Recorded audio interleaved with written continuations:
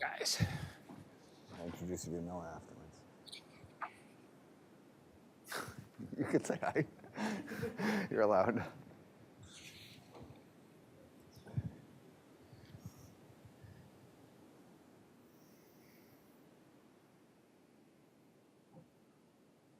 Oh, we weren't live yet. I thought we were live for a minute there, so I said.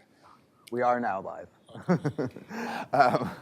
Great. Welcome, everyone, to the Carnegie Endowment for International Peace. My name is Dan Baer. I'm the SVP of Policy Research here. And it is a great pleasure today to have Ambassador Assistant Secretary Jeff Pyatt. If we were in Austria or Germany still, we would list all of your titles Exactly. at once and add a few for good measure. But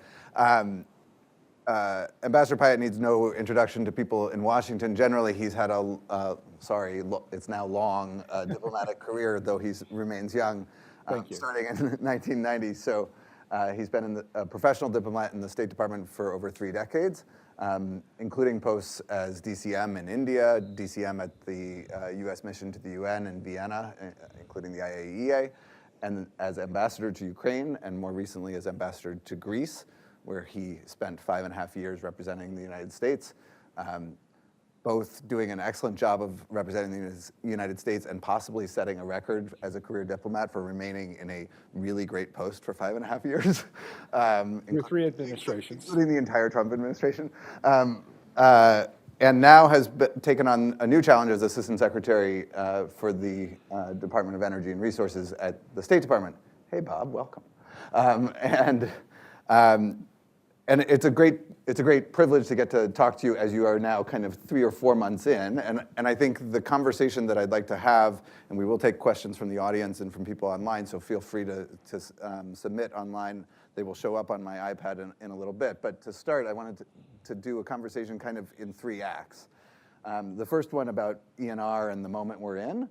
The second, kind of go around the world a little bit and dip into a few places and talk about how the issues play out in those places. And then I want to finish on Ukraine because Ambassador Pyatt and I worked together on Ukraine for several years when I was at the OSCE and have traveled to Eastern Ukraine together. And I want to finish there because I know it's close to your heart and to mine. So to start out, it seems to me that having been in the State Department, that ENR's issues and ENR as a bureau is kind of more front and center than it has ever been, which is not a commentary on past occupants of your office, but more on the moment that we're in. And I wanted to see what you think. As I was thinking about it, it strikes me that this is kind of a result of the intersection of 3 trends, or 3 mega trends or factors about the world we live in today. One is that we are trying to is decarbonization, and the fact that since industrialization, the main way that we have found to improve people's welfare in the world is through consuming more carbon and trying to reckon with decarbonization and that fact. The second is the return of geopolitics, and with that, the weaponization of energy. And the third is the kind of resurgence of material drivers of political realities that comes as existing institutions increasingly come under strain. And so a kind of resurgence of political economy as well as of geopolitics. Does that strike you as the right explanation for why ENR is suddenly in the Secretary's speeches more often and more front and center? I think that's a lot of it. The key fact is that we're living through what's arguably the most dynamic moment of international energy policy of the modern era, certainly since ENR was created under Secretary Clinton's leadership with inspiration from Senator Lugar and many others. And the mission of ENR was to give the State Department a toolkit to work on the geopolitics of energy. And that geopolitics has become much more complicated and dynamic. I think the factors that I see coming together to create this particular moment and make my job and the work that the ENR team does so interesting right now are several. One, of course, is the invasion of Ukraine and the weaponization of Russia's oil and gas resources, and the way that has rippled across global markets. And everybody in Washington here, we properly focus a lot of time talking about the transatlantic relationship and the importance of that. But one thing that's come through so clearly to me in my travels in my first 4 months in this job is how the invasion of Ukraine has also impacted on Africa, on South Asia, the cost of fertilizer, financial plans in developing countries in South and Southeast Asia, in Japan, our core allies in the Asia Pacific. So all of that comes together to give particular moment to this. Second is the climate crisis and the recognition of the urgency of this moment. And I will say the good news that I would report from my first couple of months on the job is just the degree to which there is today a consensus across the international community, across business and government and private sectors, that energy transition has to happen, that the climate crisis is real, and that we need to bring to bear all the tools that we have. And the United States is going to be at the center of that conversation for reasons that I can talk about later. So I think those are the two giant macro factors that are driving this. The other one is what you allude to, that we are living through a moment where energy has become fundamental to so much of the conversation in the global South. It is the fundamental input for the aspirations that hundreds of Africans and South Asians and Southeast Asians and Latin American citizens have to better themselves. And right now we have an opportunity to change the conversation. So that discussion, which for 100 years has been about how to get enough molecules for a fossil fuel-oriented energy system, to an environment where now people are more focused on electrons. And it's right at the intersection of technology and policy, which is also part of what makes my job so interesting. You mentioned Senator Lugar, who was a driving force legislatively around the creation of the Bureau, and who passed away a few years ago. If you had to guess, given your you're still in the bad wallpaper stage of the job, and all of my stuff is sitting in boxes next to my bookshelf. So you're literally still in the bad wallpaper stage of the job, but I talk about jobs as having a bad wallpaper stage for the first few months, like when you move into a new apartment and you open the kind of guest bathroom and you think, God, how did they live with that wallpaper? It's terrible. And then you let it go for a few months and you start living with it, and everybody else who comes in thinks, why does he live with that wallpaper? It's terrible. You can still notice the things that are surprising. You're not deep enough in that you've stopped noticing the things that are surprising. What do you think would have been surprising to Senator Lugar today, given what his motivations were to create the Bureau, about what you've experienced so far? And obviously a sub-question there is, what has surprised you? So I think one thing he would be surprised about is how much doubt we have among ourselves and how contentious the domestic debate on some of these issues is, at a moment when the world is still looking to the United States to lead. And as somebody who had the opportunity to be an American ambassador overseas for 9 years, I mean, the most humbling part of being an American ambassador at this moment in time is having random people come up to you on the street and say, thank you, Ambassador, for what the United States is doing to help my country. The vast majority of the world still wants us to be successful because our success is their success. That's why the Biden administration's fundamental day one priority on strengthening allies and partnerships is so important and so correct. And no issue lends itself more to that, I think, than energy and climate, because of what you alluded to, the focus on CO2 and the climate crisis, and we're 15% of the world's footprint. So if we can't bring along the other 85% of the world, we're not going to be successful in meeting the needs of the moment. What has surprised me? I'm surprised how much time we all spend in interagency meetings. You have been away from Washington exactly, for a while. Exactly. I think the fun thing about having my job at this moment in time is, as you alluded to, I mean, it's squarely in Secretary Blinken's priority list, and he's actually doing a series of speeches and interviews right now talking about those priorities. Energy and climate are always tied together. It's amazing to me the number of briefing memos for ministerial engagements that come across my desk now, because everybody wants to talk about this issue. Sometimes they have complaints about us, but most of the time it's how do we work together to achieve our shared objectives. And I think that, again, that goes to this point that most of the world wants us to be successful, and that we have some fabulous examples of progress on climate in the United States, the innovations that are happening. And of course, we can talk a little later about IRA and what I think is going to happen in terms of how that's going to drive our own energy ecosystem. but also the foreign policy benefits that's going to bring to the U.S. I want to ask you a potentially thorny inside baseball question, which is, when this administration started, there were, among our friends at the State Department, there were some jokes about the fact that there were 2 secretaries of state in the building. Yep. And obviously, Special Presidential Envoy Kerry has been carrying the mantle on the climate beat for the last 2 years. ENR is increasingly inextricable from climate, the issues that you're tackling. There was a time when ENR was seen as kind of the place where the oil and gas companies came to do their business and plead their case at the State Department. It's not that anymore. How do you sort out what stuff is John Kerry's remit and what stuff is Jeff Pyatt's remit and your respective teams? So it has not been a problem. I'm very grateful to have a great relationship with Secretary Kerry, who was so important to my time in Ukraine. We meet, the ENR and SPEC teams talk to each other every single day. I meet with Secretary Kerry every time he's not in motion somewhere. He's in Washington. I was with him. We were together in Abu Dhabi. We were together in Sharm el-Sheikh for COP27. We will be together as we continue marching towards the next COP. And I think that certainly the SPEC team appreciates what ENR brings to bear, both in terms of been asked to lead on, and you mentioned Ukraine, but European energy security, critical minerals, all of the issues around supply chains, but also how we leverage what Secretary Kerry has, which is the brand identity and the ability to walk into the room with any CEO or head of state or foreign minister and have a really serious conversation about how we work together. I was, I'll share an anecdote since we're in this setting.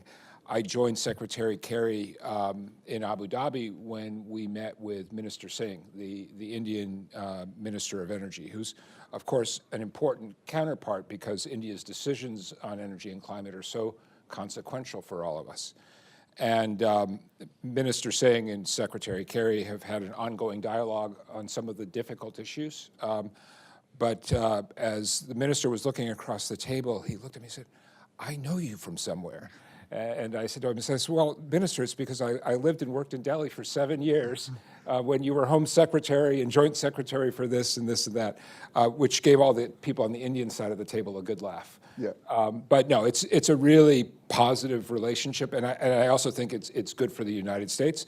The State Department's senior climate advocate and energy and climate advocate is Tony Blinken. I mean, Secretary Blinken really believes in these issues, and again, I think back on all of the strategic dialogues and the other conversations that we have always have energy and climate as part of the conversation. You mentioned a couple places where this is playing out in real time, and I want to kind of move to the round the world tour, and starting with Japan and India, actually. Sure. Japan is the chair of the G7. Right. India is the chair of the G20. Energy in different ways is on the agenda for both of those. How do you think about, the U.S. is not in the chair for either, how do you think about U.S. leadership in the G7 and G20 on these issues, working with those two partners, and how are they different? Well, very different conversations, both because of the character of the countries and the relationships, but also the institutions. The G7 as a club of developed economies. We have a very, very strong energy partnership with Japan. I was in Tokyo last month for the launch of a new U.S.-Japan energy security dialogue, which involved both MOFA and METI. Outstanding convergence of views, a very strong desire from the Japanese to partner with us in building their G7 agenda. My colleagues in EAP called 2 weeks ago Japanuary, because we had the METI minister, the MOFA minister, and then Prime Minister Kishida all in Washington in the space of 5 days. Energy was a facet of every single one of those meetings. Just yesterday, this is sort of leaning towards the Ukraine conversation, we had a meeting of the G7 Foreign Ministers Energy Group that was chaired jointly by Secretary Blinken and Foreign Minister Hayashi. So we've got a huge amount to do. Japan is also in a unique place because of our energy economies are so deeply intertwined. Japan is a major importer of U.S. LNG. JBIC, investment partner with the United States across Southeast Asia in energy transition. Japanese companies deeply invested here in the United States. And Japan, one of a handful of countries that has the potential, like the United States, to make truly significant contributions along the technology stream. So Japan has made, major commitment to hydrogen, probably ahead of us in some ways in sort of rolling out the hydrogen economy, thinking what that means. Japan committed to electrification of transport. All of the innovations that are happening in the United States, in California, on areas like energy storage, Japan will be sort of in lockstep with that. Japan, among the G7, probably the most vulnerable, the most energy vulnerable G7 economy, because it is such a major importer, so profoundly affected by Russia and the disruption that Vladimir Putin has caused in global markets. Strongly committed to energy transition, including all of our net zero goals and the commitments we've made to each other. So the Japanese partnership is very important in that regard. India, I haven't gotten there yet, but I'm traveling to India next month, going back after about a decade. I'm told things have changed. I will be. We had a conversation about political economy recently here, and one of our colleagues from India made the point that the Indian economy is growing so fast that the economy itself is different every 3 years. You can't really study political economy as such because it's changing so quickly. Well, I lived through that in my own experience. I went to India first in 1992, which was the moment when India staged a shotgun wedding with the global economy. When people still were, there was a national trauma over the export of India's gold assets, India's engagement, the rise of the Indian private sector was just a sort of distant glimmer on the horizon in Bangalore and Hyderabad without people understanding what would happen when you had truly global Indian companies on the scene, like Reliance and Tata and all the rest of them. So I'm very excited to go back, going to spend some time in Mumbai, connecting with the business community, in Pune, visiting, for instance, GE's wind manufacturing facility and seeing the electric vehicle work that Mahindra is doing. So India is a critical partner for the United States because it looms so large in the overall energy and climate story, but also because it's one of the handful of countries that is in a position to help us develop a truly diversified and secure supply chain on clean technology. We've got a great partnership with India already, for instance, with the International Solar Alliance and all the work that ISA is doing in Africa and elsewhere on microgrids and all these innovative technologies that are going to look very, very different from what we have in the United States. So I'm excited about that aspect of the visit, and then spending some time in Delhi, including with all the different ministries and talking about exactly the issues you allude to. As I said, it was one of Secretary Kerry's priorities when we were together in Abu Dhabi was to meet the Indian delegation and to talk to them about how we work together on this climate agenda.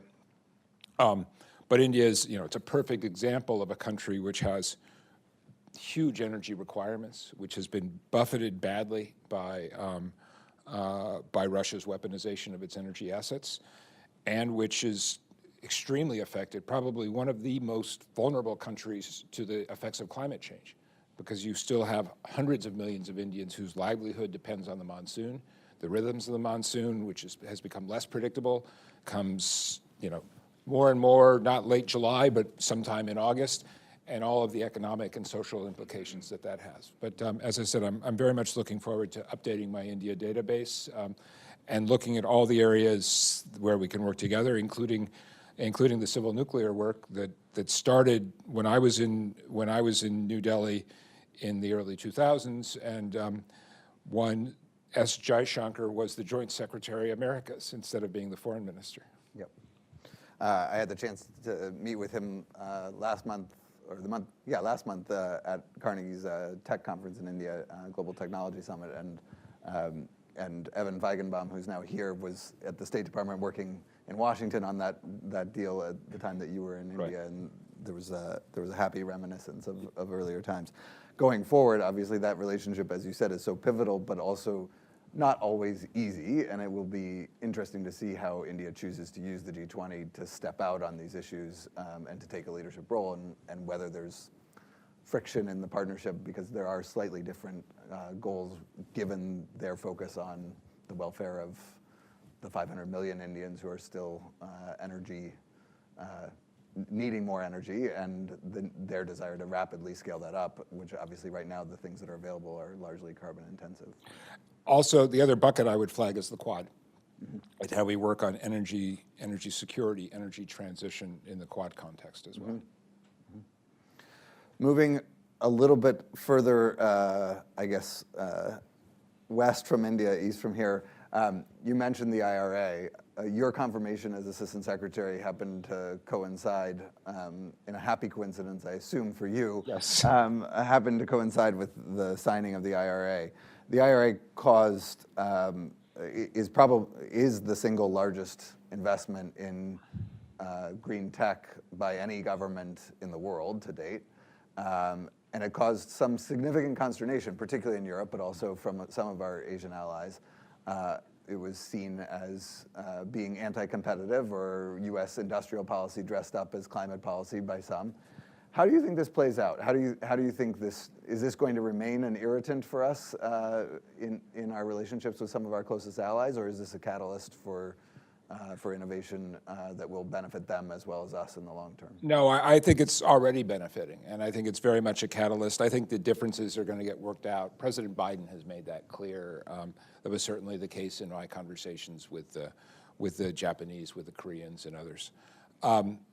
The IRA is going to do a couple of things. First of all, it puts us back at the table on climate and energy. It says to the world that the United States is serious about meeting our goals. Both net zero and President Biden's goal of getting us halfway there by 2030. And that was not the case before IRA came into the picture. Second, it's going to be a massive stimulant to innovation and deployment of new energy technologies. And if you just look at how fast the U.S. energy system has shifted. I mean, if you and I were having this conversation a decade ago, Dan, we wouldn't have really been talking about shale gas. Now the United States is the world's largest LNG exporter and is going to retain that position neck and neck with the Qataris for years to come. And I think in the same way, you're going to see in the energy transition area, new technologies for storage, application of hydrogen, innovation on scale for wind and solar, new ideas for how to manage baseload requirements. So all of that is going to benefit the United States. That's good for the world because it advances our global climate agenda. But it's also going to stimulate innovation that's going to spill out. It's going to create opportunities for the supply chain. And you already see that. I mean, I remember talking with the governor of Indiana about the conversations that he was having with a major European wind power manufacturer about siting a new manufacturing facility in Indiana to leverage the opportunities IRA will provide. Another European wind power company looking to expand its manufacturing in Colorado for exactly the same reason. That's Vestar from Denmark. Yeah, and you know, a story repeating itself over and over again in the area of solar, in storage. So we will work through the differences and the concerns on the EV side, which are relatively time limited. And I think what people will begin to focus on more is what happens when the federal government puts $36 billion a year over 10 years and the predictability that provides to the private sector into a sector like this. And I always make the analogy to the Apollo project. If you look at how much innovation Apollo investments drove in computing, in semiconductors, in advanced materials, in aerospace, I think we're going to be seeing the same kind of a story over the next decade. Some of those, you've mentioned several times Russia's weaponization of its energy assets. Obviously, the energy transition requires new kinds of inputs to create the electrons on which we will fuel the future rather than molecules. But those electrons don't come from nowhere. Right. And there's been an increasing amount of focus on the new dependencies that we might have in a green energy era, on critical minerals, on the processing of those critical minerals. And one of the asymmetries between the United States and other major competitors, including China, is that the United States does not, Jake Sullivan and Joe Biden cannot simply point to 3 mines in Chile or DRC and say, go buy those 3 mines for the United States, whereas some other governments can. What are we doing? What do you see as the kind of biggest challenge in terms of preventing new dependencies that could result in coercive action by other states? And what's the hardest nut to crack there? So I think there's widespread agreement, especially with our key allies, that we don't want to end the era of European dependence on Russian oil and gas and replace it with a new era of dependence on a single unreliable supplier of these critical minerals and all of the issues around the clean tech supply chain.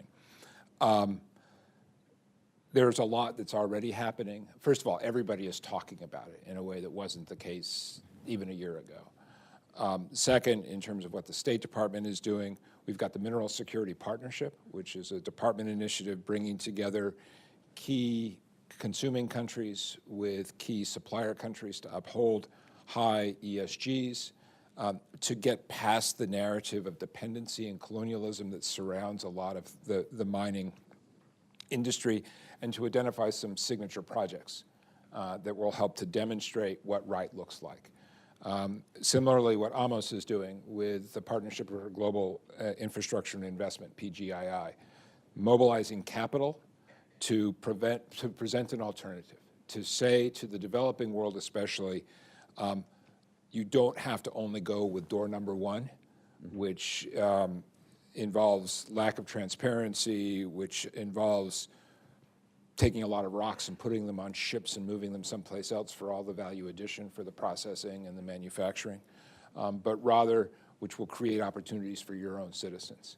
It was interesting, I had the opportunity at UNGA in September to be part of the Mineral Security Partnership Ministerial that Secretary Blinken launched along with Jose Fernandez and Rita Jo Lewis at Exim. And one of the African foreign ministers who was there came up to me afterwards and she said, you know, Ambassador, what I really appreciate is that you Americans are actually talking to us about this because we didn't hear from you. And I think that was the mistake we made. We left the field open, and now we're having conversations in Asia, in Africa, in Latin America, in the countries that have these resource endowments, about how to leverage those endowments and build bridges with the private sector. And then the last point I would make in terms of what's happening on this side is just to zero in on what our private sector is doing. And having talked with our big auto companies and some of our other clean tech companies, it's fascinating to me. It sort of reminds me of the days when Ford Motors was growing rubber trees in Malaysia to get rubber for tires.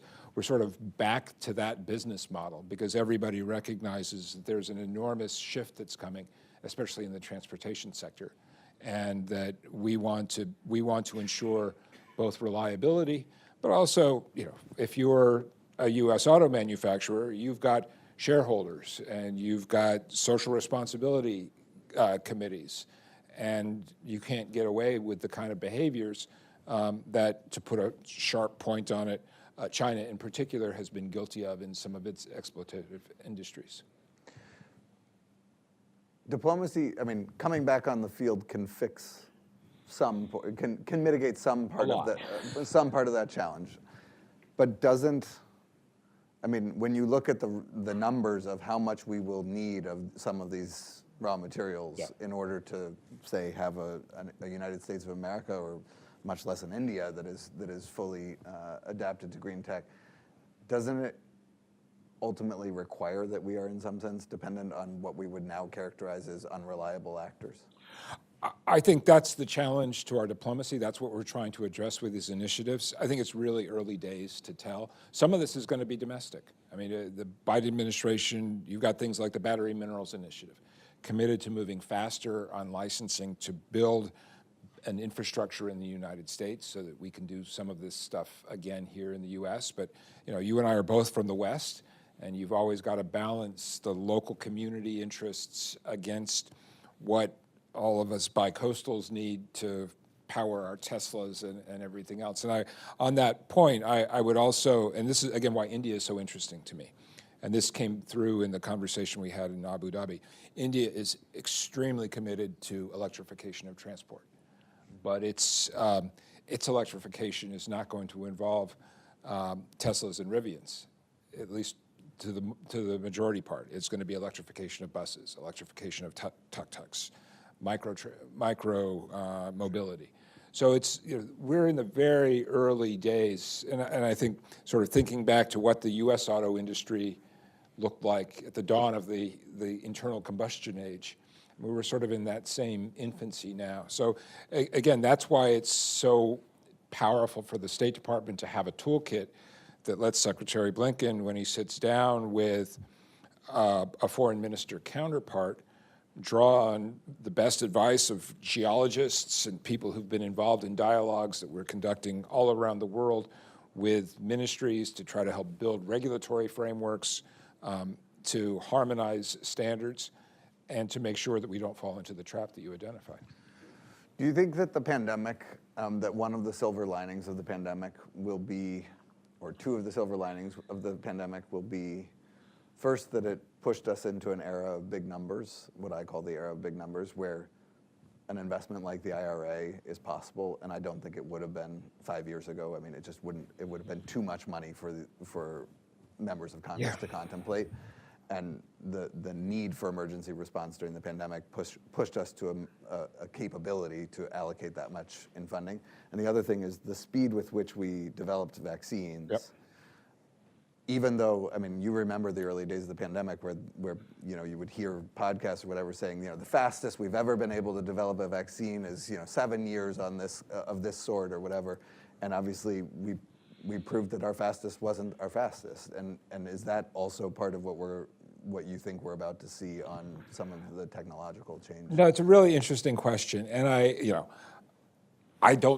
find it really hard to identify silver linings for the pandemic. Of course. My COVID experience sucked. Yeah. And I spent most of it in Greece. Yeah. So everything is relative. Perfect. But I will say this. I think one of the healthy things that our experience taught us is the power of partnerships between government and private sector working together. And I will always remember, and I will vividly remember, late summer 2020, Albert Bourla, the CEO of Pfizer, Greek-American, he came to visit me in Athens, and we were sitting on my patio meeting outside, because that's what you did in those days. And he said to me, I think we're going to do it. I said, what do you mean you think you're going to do it? He said, well, we've just started to get some of the trial data, and I think we figured out how to make this vaccine work. And it still sort of gives me chills to think back to that moment. But first of all, it was a demonstration of the extraordinary power of the American private sector and our innovation ecosystem in particular, what our scientists and our labs can achieve.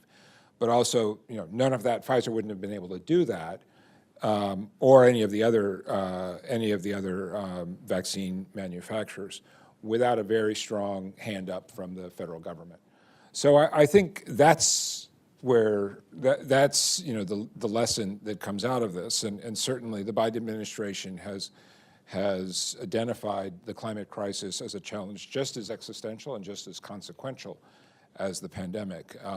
I think the other analogous aspect to this was, if you look at how generous the United States was once we had this innovation, in trying to diffuse it as fast as possible, because everybody understood that if you didn't deal with COVID globally, we would never be, back in a room like this again in the United States. So, and I think climate is the same way. The investments that our laboratories and our companies and our scientists are making are not just for the good of the United States, they're for the good of the global commons.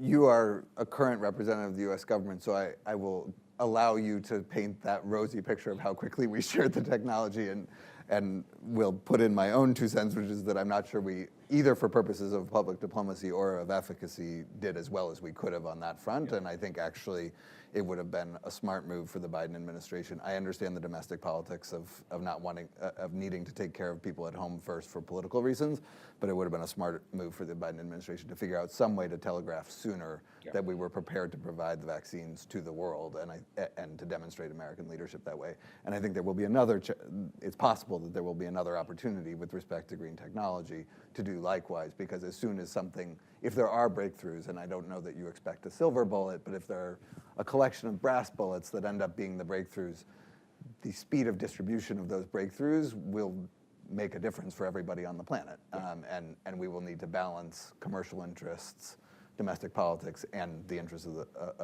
of people around the world as we accelerate the distribution of And I think the high probability outcome is the brass bullets. Right. It's more efficient turbines, it's smarter batteries, it's breakthroughs on carbon sequestration and utilization, which is going to be a big part of the story here.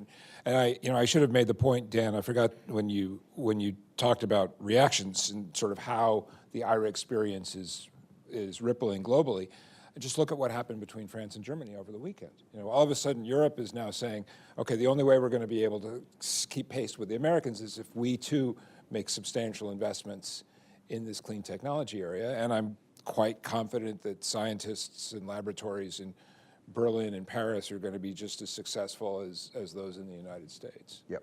The catalyst argument may be, in hindsight, may be more prominent than the memories of angry Emmanuel Macron coming to Washington in December.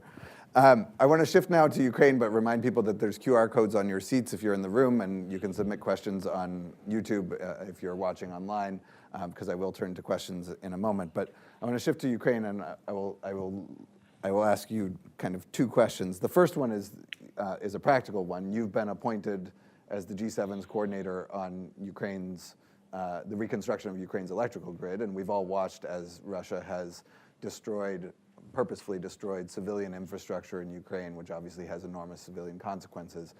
And thinking about a country that is still under daily attack and missile strikes, a country of 40 million people that you know well, how do you even begin to think about reconstruction of Ukraine's electric grid? Like, where do you start? Who do you call, and what are you doing to organize that process? So first you call the Ukrainians, who have just demonstrated this extraordinary resilience and stick-to-itness. And you're exactly right. I mean, when we started this work in October, the real focus was how to make sure that Putin could not achieve by attacking civilian infrastructure what he had failed to achieve on the battlefield.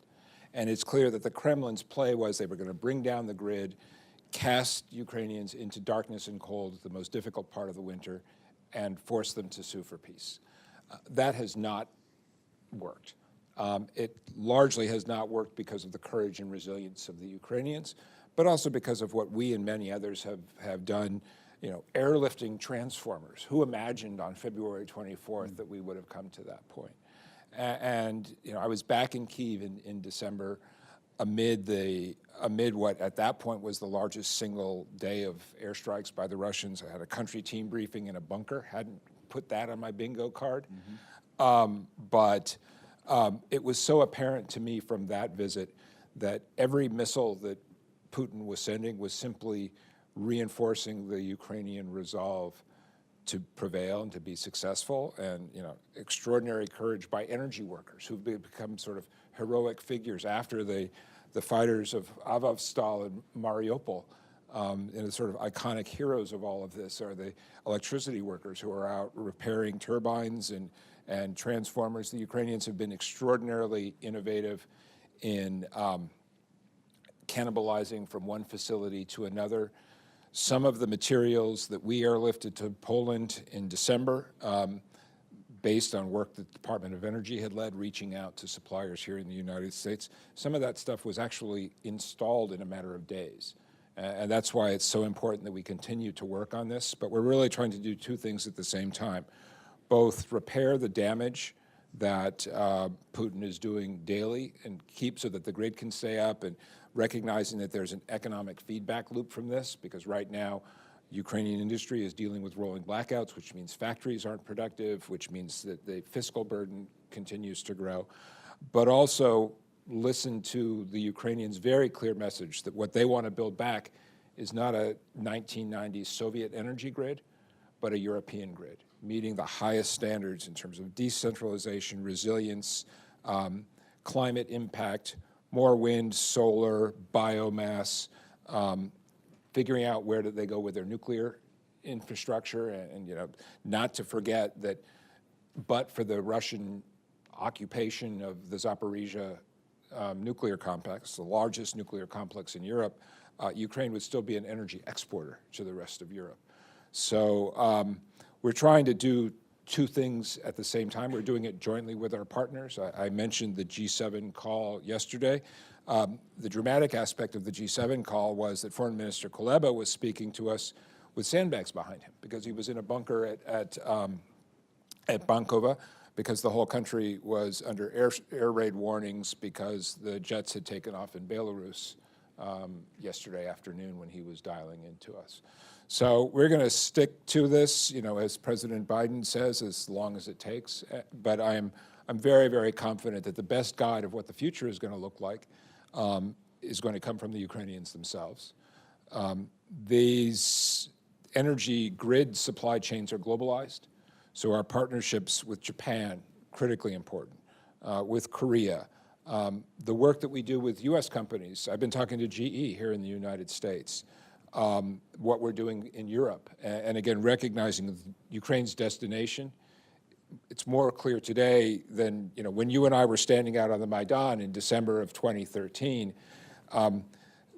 Today, the only future that Ukraine can see for itself lies in Europe and full European Union membership. I was so impressed to see Foreign Minister Baerbock in Kharkiv a few days ago.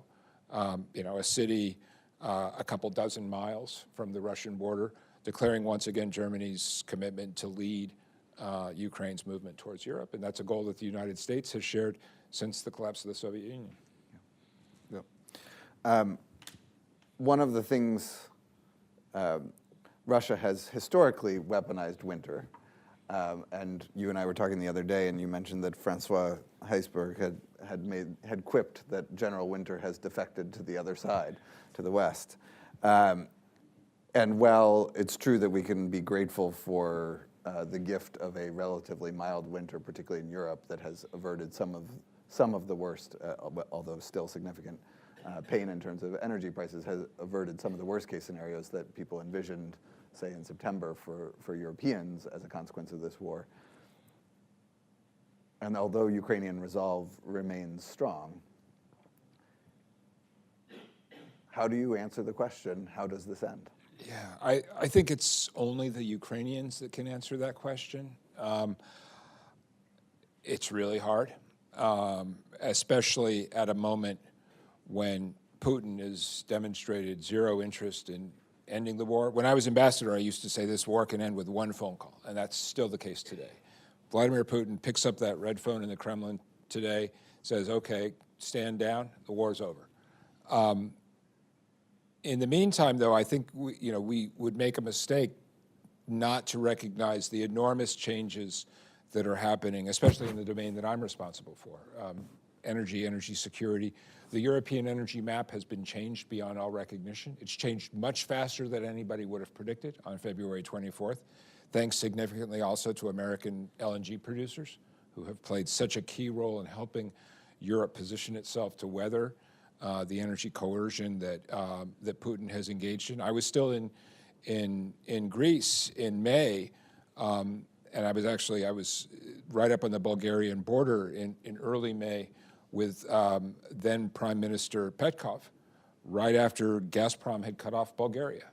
And that was a Bulgaria which at that moment was pretty much 100% dependent on Gazprom for its gas supplies.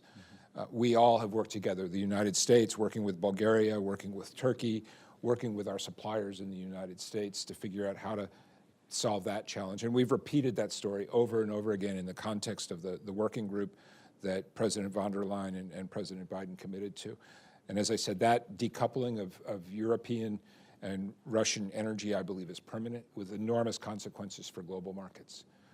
It's also accelerating the energy transition. So I think that part is clear. I think the Ukrainian story, remains to be written. But as the President and Secretary Blinken and so many others have made clear, it's only the Ukrainians who are going to dictate what this end state looks like. And as I said, on the energy side, I am optimistic that the end state, whatever it looks like politically and geographically, is going to involve an energy economy that will be much more European and much more resistant to the kind of energy coercion that Russia really perfected against Ukraine over repeated governments, long before my arrival in Kyiv. Thanks. I want to turn now to questions from the audience. First question is the administration considering tariffs focused on Chinese electric vehicles and batteries from, say, BYD and other Chinese automakers? Yeah, so this is a complicated set of issues. I mean, first of all, you've got all the questions that are sort of reside with the Commerce Department, anti-dumping, all of those issues. We've got the Uyghur Forced Labor Prevention Act, which is aimed in particular at, or which has consequences in particular for the solar manufacturing sector. And I was talking recently to the CEO of one of our largest renewable energy companies here in the United States, who was describing to me how projects that were a 6-month project a few years ago are now 2-year projects, just because these supply chains have become so congested. The challenge is, especially in some key sectors where our dependency is close to total on China, it's going to take a lot of hard work to get us from 90% to 67%, and that's going to be the definition of success. So I think there are already a variety of trade policy instruments that are being applied in this area, but our approach is a positive one. It's how to work with other partners to develop alternatives, both reshoring here in the United States, but also developing opportunities elsewhere. We've talked already about India. I think Ukraine's actually a really interesting one. I think for post-war Ukraine, all the areas that Ukraine excelled at during the Soviet Union, aerospace, metallurgy, these are all transferable industries in terms of building new supplies, and the world's going to need a lot of supplies of windmills and nacelles and solar arrays and battery electrolyzers and all the rest of that stuff. So I think what you're going to see is a State Department that's much more where economic officers are much more empowered to go out and to really work on how we build these partnerships, because again, these are issues that we cannot solve domestically in the United States. We can only solve them working with our international coalitions. Another audience member asks, to support an energy transition, climate and energy policies need to be linked to social or development programs. And is this a priority for the U.S. government? What kinds of development programs are we activating? I guess I might add to that, do you work at all with counterparts at USAID? Every single day. When you're thinking about how to do energy diplomacy? Yeah, so there's sort of the energy justice equation. It's also immediately connected to our agenda of encouraging, especially developing countries, to think more ambitiously about energy transition. So we have our JET-Ps, for instance, in Indonesia, providing specific resources, mobilized from the United States and other developed country partners in order to incentivize the choice to phase out coal on an accelerated basis and move to more renewable sources of energy. So that's very much part of the conversation. The challenge is resources. We talked a lot about this in Sharm el-Sheikh, of course, at COP, in the whole loss and damage debate. And I'm, as I said, my next 2 big international trips are India and Pakistan. So I'm sure there will be lots of conversation in that setting as well. We can't do this alone. We have to work with our allies, and ultimately the private sector is going to play an indispensable role as well. This question is from Noah Gordon, who's in the front row, and he asks: Is there a dark side of the trend toward friendshoring critical mineral production? We've recently seen Indonesia ban the export of raw nickel, Zimbabwe ban the export of lithium. Are you concerned that more countries might follow their lead? So I think the challenge we face is these are industries which historically have been associated with colonialism, with exploitation. That's the paradigm we're trying to change with the Mineral Security Partnership, to demonstrate our commitment as the United States, as the developed world, to having a candid and respectful dialogue with each other, and to understand how to build an industry for the future which benefits citizens on both ends of the equation. It is clearly not to the benefit of resource-endowed countries to take tons and tons of raw ore, rocks, and put it on a ship and send it someplace else where all the processing and the value addition happens. And that, unfortunately, is the business model in some of these key areas. So I think that's what we're trying to overcome. I think the other point goes back to what Dan alluded to, which is just the enormous demand effect. I remember talking to one of our DOE lab scientists focused on lithium. He was talking about the expected growth in lithium demand just in the United States, times 40. So if these are astronomical requirements. So there's going to be plenty of work to go around, and it does not surprise me that countries that are endowed with these resources are looking to ensure that they are able to enjoy some of the benefits of those resources as well. I want to combine two questions here. The first one is, how do you see the role of gas and LNG, especially in the African context, noting the energy crisis and the abundant gas molecules? But more broadly, we have a question about how countries in the global south will be part of the US and the global north's plan to mitigate the climate crisis through an energy transition. What are we doing to make sure that countries in the global south are integrated into those plans as partners? So that's what the COP process is about. That's what the Paris Accords were about. We all have this commitment. We have to work towards it. We're not going to be successful if the climate agenda gets interpreted as the no energy agenda. One of my DOE colleagues made the point once. He said in much of Africa, the energy transition is about the transition from not having energy to having energy. And we have to be sensitive to that. You asked about gas. I mean, clearly LNG is going to be an important part of the story in the years ahead. We want that LNG to be mitigated to the maximum extent possible. One of the things that I did when I was in Abu Dhabi, with ADNOC, I went to visit a steel mill in UAE that is the world's first zero carbon steel manufacturing facility.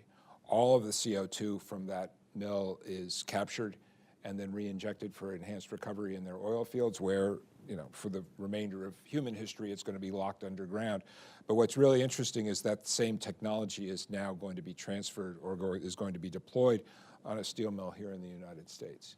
So LNG, and the LNG market, of course, has been as disrupted as anything has been by Putin's invasion, and the locking in of large volumes of gas that Russia formerly sent to Europe via pipeline, for which it now has no market and no ability to evacuate that resource. So the United States is going to remain critically important. Qatar, where I also was on this recent trip, is going to have a very large role to play. But you see a lot of other efforts. East Med, an area that I worked on when I was ambassador, East Med gas is going to happen. Clearly, and with American companies working with partners in the Eastern Mediterranean.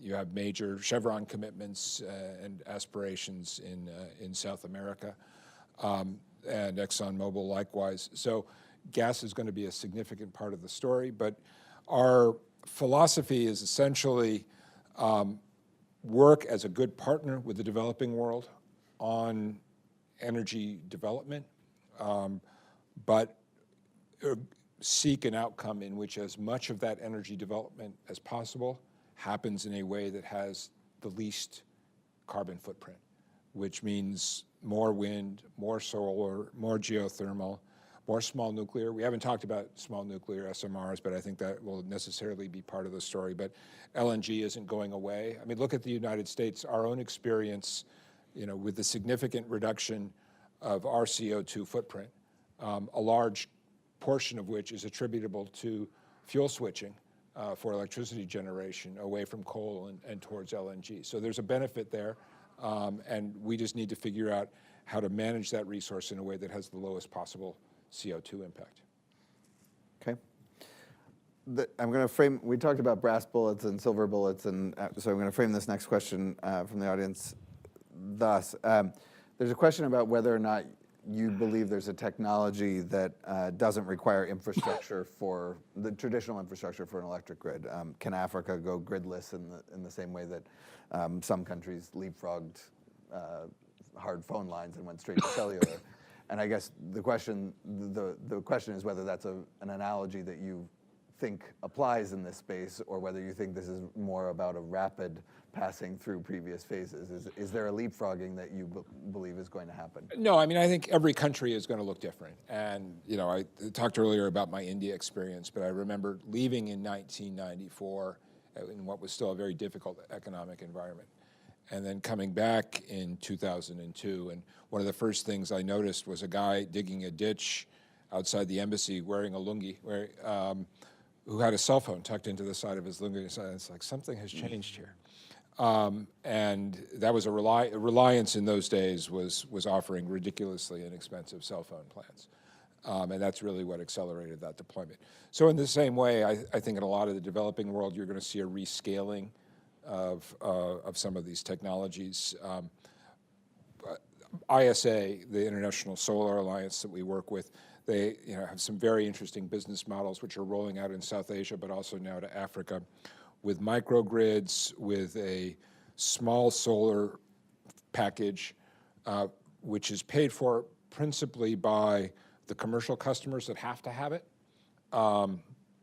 whether those are cell phone operators or local stores, but also offering a product, for instance, to community members, very poor, living in villages, who they don't care about having power all the time, but they really, really want to have it from 7 till 9 p.m., for instance, so that they can cook their dinner and their kids can study under a light.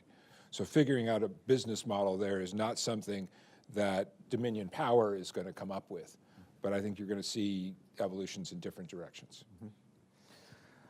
We have several more questions from the audience, but I'm going to take the liberty of asking you a final one that I hope you'll. There's a lot of young researchers in the room. Sure. Some more mature researchers as well, and I wonder. But the young ones are on the stage. Thanks. I wonder, given the first few months that you've had in this job, what's one or two problems that you and your team haven't had time to step back and examine, and that you wish somebody would spend some time thinking about because it would be interesting for you to see the output of? What the energy system is going to look like 5 or 10 years from now. So the innovations that are near enough to be identified, but not so far out that there's a clear path. I mean, I can give you a pretty good picture of what energy transition is going to look like between now and 2023. But what's going to surprise us? It is 2023. Excuse me, 2024.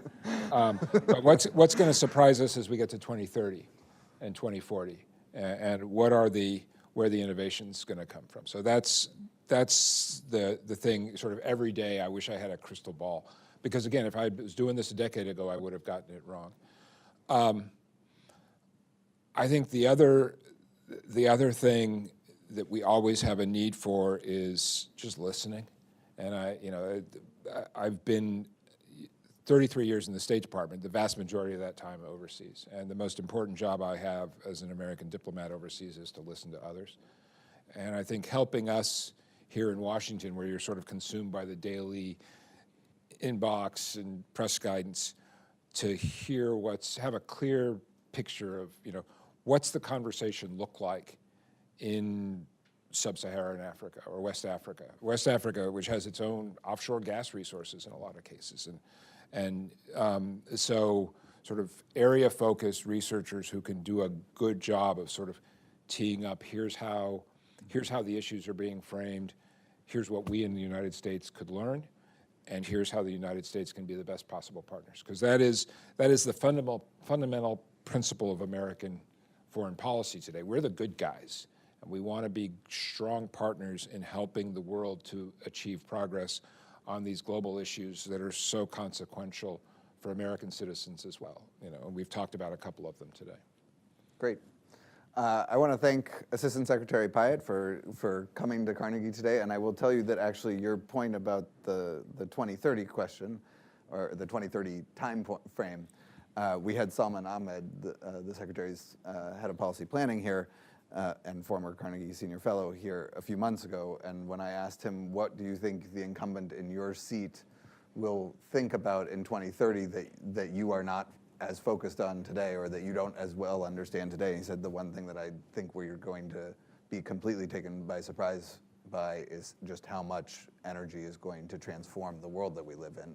The energy transformation, the climate crisis. Yeah. Is going Salman and I have been having this conversation on an ongoing basis, and then trying to figure and recognize also, though, that it's happening in a world where we have adversaries, and that's where the geopolitics aspect of this comes in.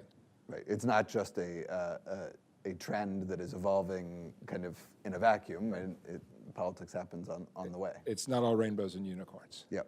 Vladimir Putin comes along and upsets the apple cart. Right, and there will be others. Yep. Thank you very much, Jeff Pyatt. It's a pleasure to have you here at Carnegie. Thank you to everybody who tuned in online, and for those who came on a rainy day in Washington to be with us in the room. And we look forward to having you back here again sometime soon. Great. Thanks, Dan. And congratulations to Carnegie on all of this. Thank you.